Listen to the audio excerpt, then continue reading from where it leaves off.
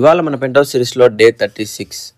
ఇన్ని సిరీస్లలో నాకు ఈ సిరీస్ ఈ రోజు అయితే కొంచెం స్పెషల్. ఎందుకంటే చాలా కష్టపడేసిన. ముందుగా ఈ వీడియో ల్యాండ్స్కేప్లో ఎందుకు తీసిన అంటే నేను వచ్చేసి యూట్యూబ్లో పెడదాం అనుకున్నా. యూట్యూబ్లో పెద్ద వ్లాగ్ చేద్దాం, చాలా రోజులు అయింది పెట్టేసి అనేసి.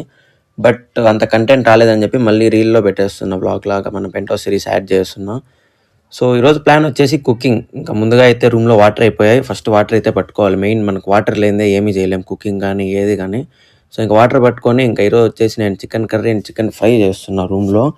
అండ్ మెయిన్గా చేయడానికి రీజన్ కూడా ఉంది. ఇంకా నాకు చికెన్ వచ్చేసి 450 రూపీస్ పడింది. అండ్ తర్వాత మనకు సరుకులన్నీ ఒక్కటి కూడా లేవు రూమ్లో, ఆయిల్ కూడా లేదు.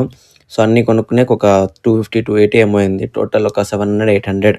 సో తీసుకుంటున్నప్పుడు 700-800 పెట్టి చేయడం అవసరమా? మంచిగా మండి హౌస్ ఇట్లా ఏదైనా పోతే సరిపోతుంది అనుకున్నా. కానీ చేస్తే అది వేరు, బయట పోయి తింటే వేరు. చేస్తే తినడం ఆ టేస్ట్ ఆ వైబే వేరు. ఇంకా నేనైతే స్టవ్ వచ్చేసి ఇక్కడ చేంజ్ చేసాను. ఎందుకంటే అక్కడ డోర్ వెనకాల స్పేస్ చాలా తక్కువ ఉంది. కుకింగ్ చేసేటప్పుడు మనకు వేడి ప్లస్ ఫ్రీగా ఉంటేనే మనం చేయగలుగుతాం.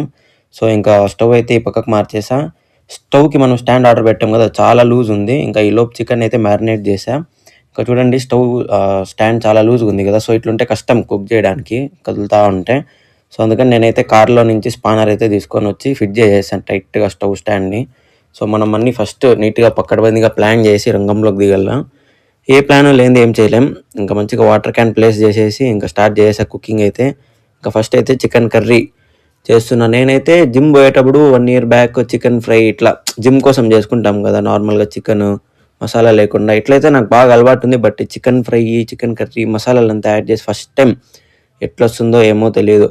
ఇంకా నేనైతే ఎందుకు చేస్తున్నా అంటే మెయిన్గా పెంట్ హౌస్ సిరీస్ తీసుకొని ఆల్మోస్ట్ 1 month అయింది. ఇంతవరకు సరిగ్గా మంచి ప్రాపర్ కుకింగ్ అనేది చేయలేదు.